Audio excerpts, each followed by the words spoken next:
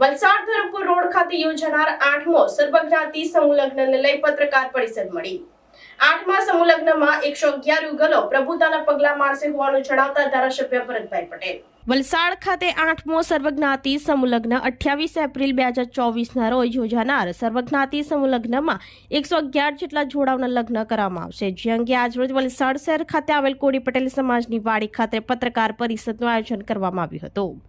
કોળી પટેલ સમાજના પ્રમુખ અને વલસાડ ધારાસભ્ય ભરતભાઈ પટેલની પ્રેરણાથી અત્યાર સુધીમાં કોળી પટેલ સમાજમાં નેજા હેઠળ 7 સર્વજ્ઞાતિ સમૂહ લગ્નનું આયોજન કરવામાં આવેલ છે। ભરતભાઈ પટેલે જણાવ્યું હતું કે અત્યાર સુધીમાં 971 જેટલી દીકરીઓને પરણાવી સુખરૂપ વિદાય કરેલ છે અને હવે 8મા સર્વજ્ઞાતિ સમૂહ લગ્નનું આયોજન આગામી તારીખ 28 એપ્રિલ 2024ના રોજ ગુલાલ ચોકડી ધરમપુર રોડ ખાતે કરવામાં આવનાર છે, જેમાં 111 યુગલો પ્રભુતાના પગલા માંડશે હોવાનું જણાવ્યું હતું।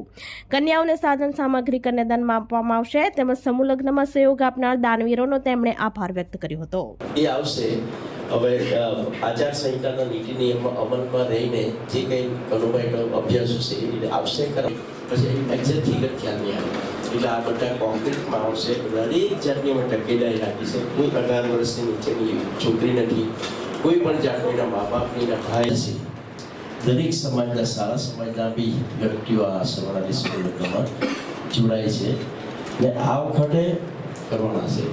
એટલે દિવસે બી અમે લગભગ 5 થી 6,000 માણસોને બનાવવાના છે।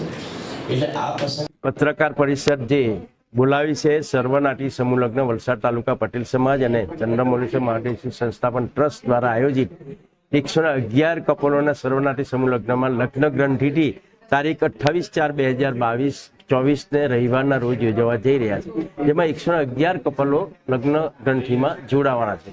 ટોટલ અમે લગભગ 7 સર્વનાથી સમૂહ લગ્નમાં 971 ડિગ્રી પરણાવી છે અને આના સાથે 111 સાથે 1050 ઉપરનો આંકડો અમે બતાવી ચૂકવાના છે। એટલે આ સમૂહ લગ્નમાં લગભગ 20 થી 25,000 માણસોનો સગા સંબંધી મહેમાનો આવશે। એને ભોજનનું બધી વ્યવસ્થા કરવામાં આવી છે। દીકરી ઘર માટે એને જે જરૂરી સામાન છે, કરિયાવરનો સામાન બધો જ અમે એમને આપવાના છે। કન્યાદાનમાં બધું જેટલું ઘર મારવા માટે જરૂરી હોય બધું જ માહિતી અમે મંગળસૂત્ર સહિત દીકરીને અમે કન્યાદાન કરિયાવર તરીકે આપવાનો છે। આમાં જે અમે બધી જવાબદારી બધાને જુદી જુદી વહેંચી લીધી છે। ભોજનનો ખર્ચ એક 2 દાનવીર છે, કાળુભાઈ બિલ્ડર અને ભરતભાઈ આહિર, એને ભોજનની બધી 20,000-25,000 માણસે ભોજનની જવાબદારી લીધી છે। કબાટની જવાબદારી બિપિનભાઈ બિલ્ડર છે એણે લીધી છે મેઇન ખર્ચની। બીજા આપણા હર્ષદભાઈ કતારિયા છે, એણે આગલે દિવસ શાંતકના બધા સામાનની જવાબદારી લીધી છે। તો બધાનામાં ખૂબ સારો એવો સહયોગ મળે છે। દીકરીનું દાન, કન્યાદાન એ સર્વશ્રેષ્ઠ દાન લોકો જાણે છે અને દીકરીના કન્યાદાનમાં સ્વયંભૂ લોકોને આવીને અહીંયા અમને જે તે વસ્તુ આપે છે કે દાન આપે છે, અમે એને પાકી રસીદ આપીએ છીએ, ઈટીજીની રસીદ આપીએ છીએ। આ રીતે સહયોગથી અમે આ કાર્યક્રમ કરીએ છીએ। વાપી હાઈવે નજીક ખુલ્લામાં કચરાના નિકાલથી રાહદારીઓએ મોં ઉપર રૂમાલ મૂકી પસાર થવાની નોબત। કોઈ કંપની કે ગૃહ ઉદ્યોગ દ્વારા નકામો નીકળતો કચરો ખુલ્લામાં ફેંકી રહ્યા હોવાની લોકોમાં બૂમ। વાપી નેશનલ હાઈવે નંબર 48 પરથી દિવસ રાત અસંખ્ય નાના મોટા વાહનોની અવરજવર થતી રહે છે। વાપી દમણગંગા ઓવરબ્રિજ ભિલાડથી વાપી તરફ આવતા હાઈવે નજીક ખુલ્લામાં કચરાનો નિકાલ કરવામાં આવી રહ્યો છે, જેને લઈ અસહ્ય દુર્ગંધ ફેલાઈ રહી છે। હાઈવે જાણે ઉકરડો બની ગયો હોય તેવું લોકોમાં પ્રતીત થઈ રહ્યું છે। કોઈ કંપની કે ગૃહ ઉદ્યોગ દ્વારા નકામો નીકળતો કચરો ખુલ્લામાં ફેંકી રહ્યા છે, તો બીજી તરફ માંસ મચ્છી વેચનારાઓ પણ વેસ્ટેજ ખુલ્લામાં ફેંકી જતા રહે છે, જેને લઈ આ માર્ગ ઉપર અસહ્ય દુર્ગંધ ફેલાયેલી રહે છે અને મૂંગા જાનવરો ખોરાકની શોધમાં પણ અહીં આવી ચડતા હોય છે। હાઈવે પરથી પસાર થનાર વાહન ચાલકો તથા રાહદારીઓએ મોં ઉપર રૂમાલ મૂકી પસાર થવાની નોબત આવી રહી છે। અત્રે નોંધનીય છે કે હાઈવે પરથી પસાર થનાર ભારે વાહન ચાલકો પણ તેઓની ટ્રકમાં લોડિંગ કર્યા બાદ નકામો રહેલો કચરો પણ અહીં ઠાલવી દેતા હોય છે। જવાબદાર વિભાગની ટીમ દ્વારા વાપી હાઈવે પર ધ્યાન દોરી ગંદકી કરનારો સામે પગલાં ભરે તેવી લોકોમાં બૂમ ઉઠી રહી છે।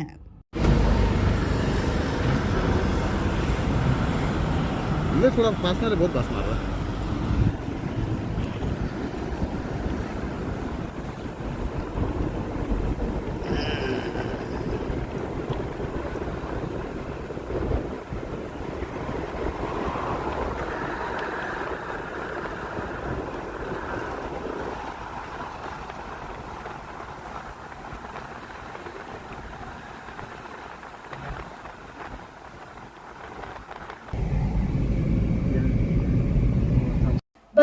વોર્ડ નંબર 4 માં મુખ્ય માર્ગ ઉપર ગટરના પાણી ફરી વળતા સ્થાનિકોએ પાલિકા કચેરી ગજવી.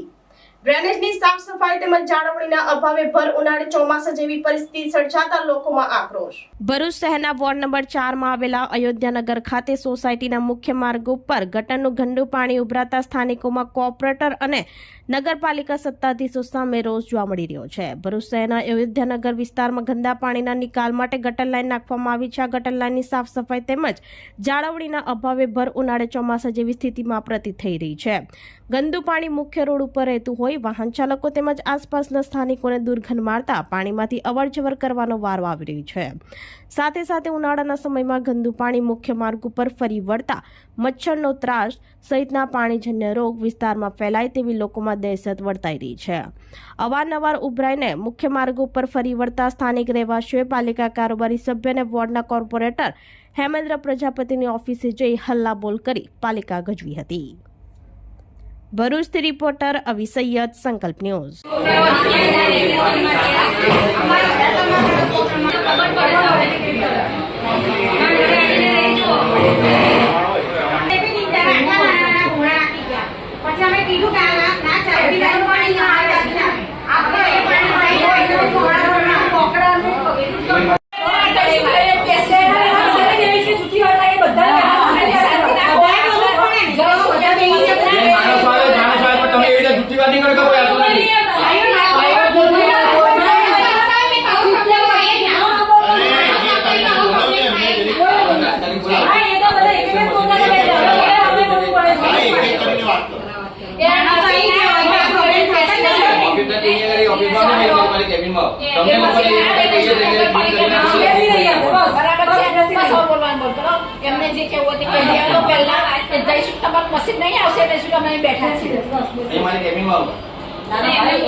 અમે અયોધ્યાનગરમાં રહીએ છીએ, વોર્ડ નંબર 4 માં. અમારે દર વર્ષે પાણીનો પ્રોબ્લેમ હોય છે. વરસાદનું પાણી તો આવતું જ હતું, પણ હવે તો ગટરનું પાણી પણ ઘરમાં આવવા લાગ્યું છે. અમે હાઉસ ટેક્સ ભરીએ તો સેવા નથી કરતા. હાઉસ ટેક્સ એક દિવસ લેટ જઈ તો તરત જ કહે છે કે ભાઈ પૈસા નથી આવ્યા તમારા, અને અમને તમે દંડ ભરે છે. બરાબર, તો પછી આ શું છે? આ અમે કઈ ઝુંપડપટ્ટીમાં નથી રહેતા કે અમારે આવી રીતે કરવાનું ને બેઠવાનું હોય છે. લાઇટ બિલ હોય કે અમે ગમે તે વસ્તુ પણ હોય તે ફટાફટ ભરી દઈએ છીએ. તો પછી આ છોકરાઓને શું થાય છે? આ વેકેશન પડશે, આ સિનિયર સિટીઝન નું શું કરવાનું પછી? અમારે પાણી તો કેટલું વાસ મારે છે અને મચ્છરનો પણ એટલો ઉપદ્રવ થઈ ગયો છે. વારંવાર અરજી કરવા છતાં પણ કોઈ એનો નિકાલ જ નથી આવ્યો. આનો તમે નિકાલ જેમ બને તેમ જલ્દી કરો તો સારું થશે એમ. અમે અયોધ્યાનગર માંથી આ બધા વોર્ડ નંબર 4 અને અયોધ્યાનગરમાં રહીએ છીએ. હવે વર્ષોથી આ પાણીનો પ્રોબ્લેમ થાય છે. અરે વરસાદ આવે ત્યારે પહેલા પ્રોબ્લેમ થતો હતો, હવે વરસાદ વગર પણ પ્રોબ્લેમ થવા માંડ્યો છે. અને નાના છોકરા, સિનિયર સિટીઝન, હવે ઘરમાંથી બહાર નીકળવાનું અમને મુશ્કેલ પડે છે. હવે એનો કોઈ ઉકેલ પરમેનન્ટ નહીં આવે ત્યાં સુધી અમે કોઈ વોટ નહીં આપીશું કે કઈ એ થાય નહીં. અમે નગરપાલિકામાં અમે હલ્લો બોલાવવા જ જવાના છે. અત્યારે ઓફિસમાં જવાના જ છે બધા. કેટલા વખતની રજૂઆત કરવા છતાં કોઈ કામ થતું નથી. કલેક્ટર ઓફિસમાં પહેલા ઉપર અરજી કરેલી, અને ઉપરથી કલેક્ટર ઓફિસમાંથી અમને બોલાવેલા, ત્યારે પણ બધા ગયા હતા. કલેક્ટર ઓફિસમાંથી કહ્યું કે સારું તમને આવશે 1-2 દિવસમાં જોવા આવશે, પણ તે વખતે પણ 6 થી 8 મહિના થઈ ગયા, પણ હજુ સુધી કોઈ આવ્યું નથી જોવા. અને આ ગટરનું પાણી છે ઘર સુધી હવે આવવા માંડ્યું છે. હવે થોડાક ટાઈમ હવે રહેશે તો ઘરની અંદર આવી જશે. હવે હાઉસ ટેક્સ ભરીએ છે કોઈ બી. હા, એટલે મતલબમાં ગમે તે થાય, હવે આનો પરમેનન્ટ ઉકેલ નહીં આવે ત્યાં સુધી હવે બધા ઘૂસે જ છે બધા. હા, વલસાડ જિલ્લામાં 498 જગ્યાએ વિદ્યાર્થીએ પોસ્ટકાર્ડ લખી અવશ્ય મતદાન કરવા લોકોને જાગૃત કર્યા. મતદાન જાગૃતિ અભિયાન અંતર્ગત વલસાડ જિલ્લાની પ્રાથમિક, માધ્યમિક અને આઈટીઆઈ મળી કુલ 1498 જગ્યાએ વિદ્યાર્થીઓ દ્વારા પોતાના પરિવારજનોને અવશ્ય મતદાન કરવા અંગે અનુરોધ કરતા પોસ્ટકાર્ડ લખવામાં આવ્યા છે. આ કાર્યક્રમમાં વિદ્યાર્થીઓ ઉત્સાહભેર ભાગ લીધો હતો, જે સંદર્ભે વલસાડના બ્રહ્મા ખાતે સરસ્વતી સ્કૂલના બાજુમાં પ્રાથમિક શાળામાં નાયબ જિલ્લા ચૂંટણી અધિકારી ઉમેશ શાહ, પ્રાથમિક શિક્ષણ અધિકારી ડીબી વસાવા અને સુપ્રિન્ટેન્ડન્ટ ઓફ પોસ્ટ વિકાસ પલવેની ઉપસ્થિતિમાં પોસ્ટકાર્ડ લેખન કાર્યક્રમ યોજાયો હતો.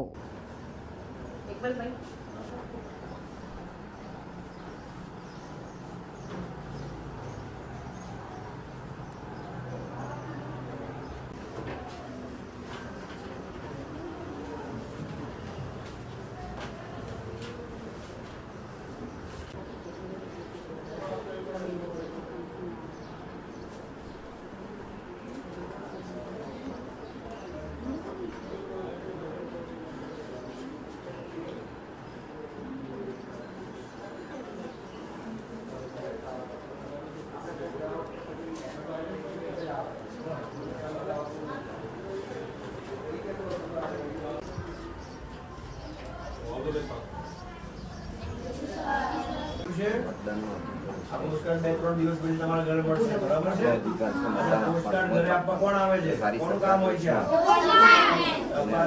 કોને કોને ટપાલીની જરૂર છે વેરી ગુડ બરાબર ટપાલી હા હેલો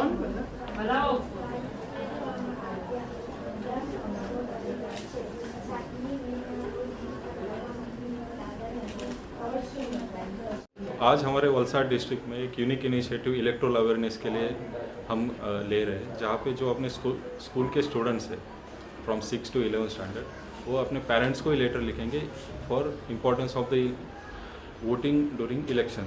जो लोकसभा इलेक्शन 7 तारीख को वलसाड डिस्ट्रिक्ट में होने वाले, तो उसके लिए आज 25 तारीख को ये बच्चे अपने पेरेंट्स को लिखेंगे और जो पोस्टमैन है वो जाके घर पे डिलीवर करेगा। तो एक यूनिक इनिशिएटिव का एक इसका इम्पैक्ट ये होगा कि पेरेंट्स एक क्यूरियोसिटी जनरेट करेंगे, पेरेंट्स और बच्चों में एक वोटिंग के इम्पोर्टेंस और वोटिंग के संबंध में एक क्यूरियोसिटी जनरेट होगी।